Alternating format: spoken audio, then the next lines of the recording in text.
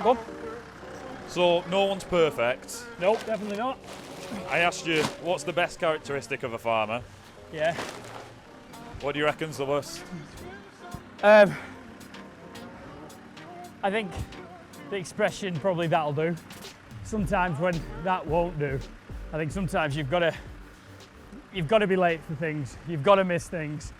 Just because animals will not decide that they'll carve in between your busy social life.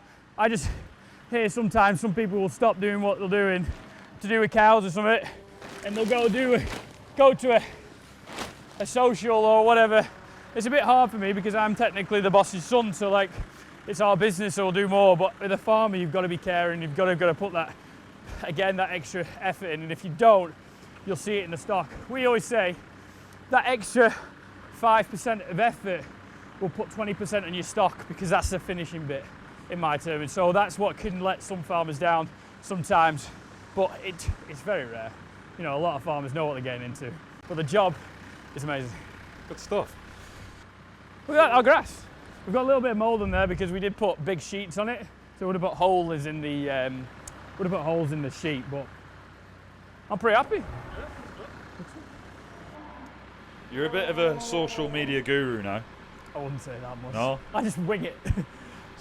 But there's also a lot of good social media influences from farming. Yeah. Who would you want to collaborate with next? Oh, wow.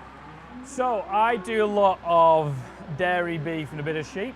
I think the pork industry probably needs a bit.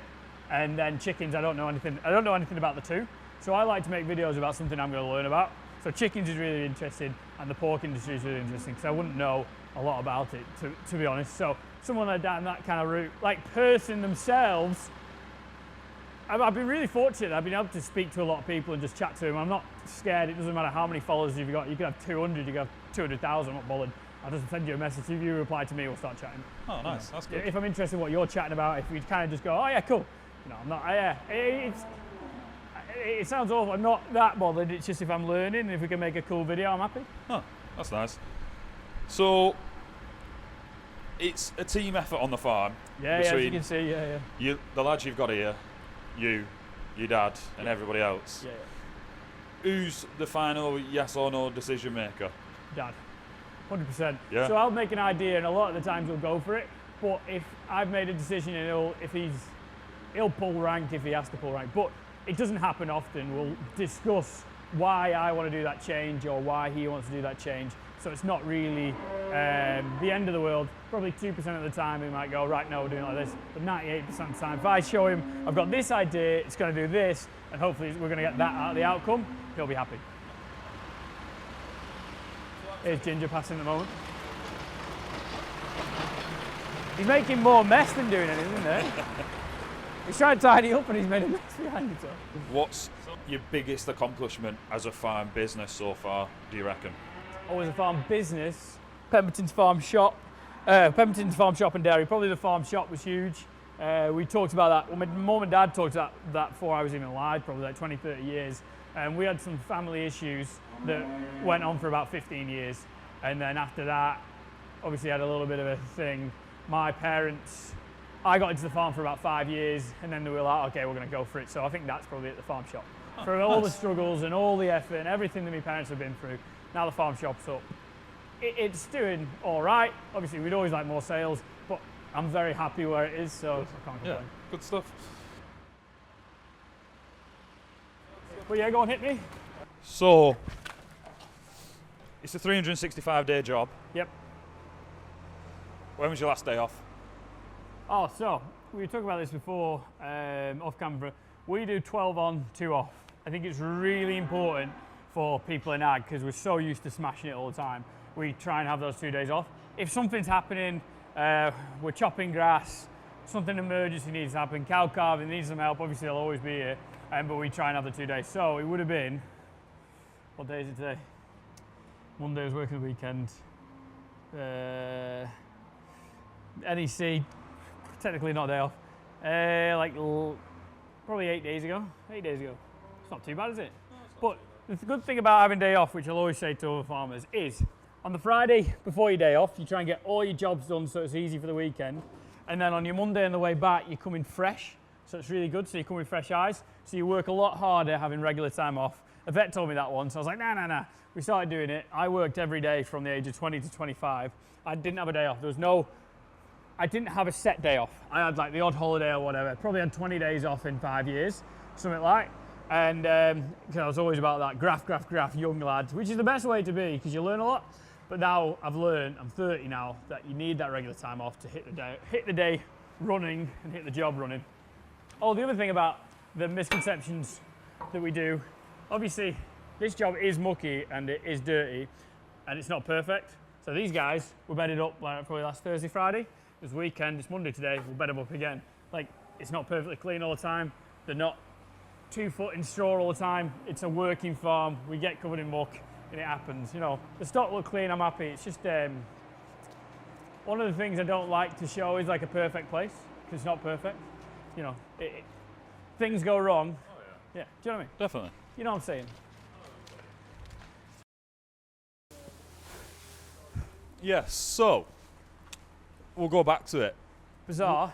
What is the most bizarre thing you've read, heard about yourself online? So yeah, for bizarre, probably, so I've had a few videos to be made about me. Most of them nice. A lot of people how much money you earn, it's always a bit crazy. Because obviously through social media, it's like this different income that's like mad that you can earn by just making videos of yourself. Probably that. And then some people who say how much you earn, and they're like way out, and if you earn that much, it'd be incredible. And then just or where you live or what you're doing, and probably stuff like that. Probably how much you earn, because everyone always overestimates. Everyone's a bit nosy. Yeah, but you know, I've googled celebrities and how much they earn. Not trying to say I'm a celebrity, but do you know what I mean? You've got a day off. Got a day off, yeah. You've been working 8 days straight. Legend. What's your go-to? What are you doing? So I've got a day off. I'll do something with the wife. That would be the big starting point. We'll do something with her. We'll take the dog for a walk somewhere. We'll go somewhere. And then, after that, I'll go see some mates. Just kind of have a chill, really. Try and get some jobs done. If I'm really honest, I'll probably try and edit a video, do something with social media. My brain never stops. I'm always ticking away, so something on that kind of lines. So, if you could pitch farming as a career Yeah? to a young person looking at it, Yep. how would you do it? What would you say? So you get to work with your hands. You're not in an office. I know a lot of that's like an office thing. And then there's this new app called Be Real. And then it's all about, you take a photo of like your one day, and then obviously you can discover it. I think we always just say as farmers and like, oh yeah, we're not in an office, this is our office, whatever. I don't think you realise until you go into Be Real, and everyone is in an office. I just think, this would be awful. We say it, but we don't think about it. Or being in a cubicle. Like, I think they'll probably have to do that. Someone said, Casey Neistat, another YouTuber, said, you only got to realise what you want to do in life when you're doing a job that you don't want to do in life. So when I'm farming, I absolutely love it. And like nothing worse would be in a cubicle. So to sell it to a young farmer, I'd be like, you're working outside, you can work with animals, you can either drive tractors, whatever you want to do and whatever you want to be in a person, you can kind of do in farming. It's a great sense of achievement. The hours are long and the pay's rubbish, but in the long term, it's the best, most fulfilling job you'll ever do. Oh, nice. That's a good one. It's good that it came off the tongue, but it's true. It's the best. I will always feel something. I will always feel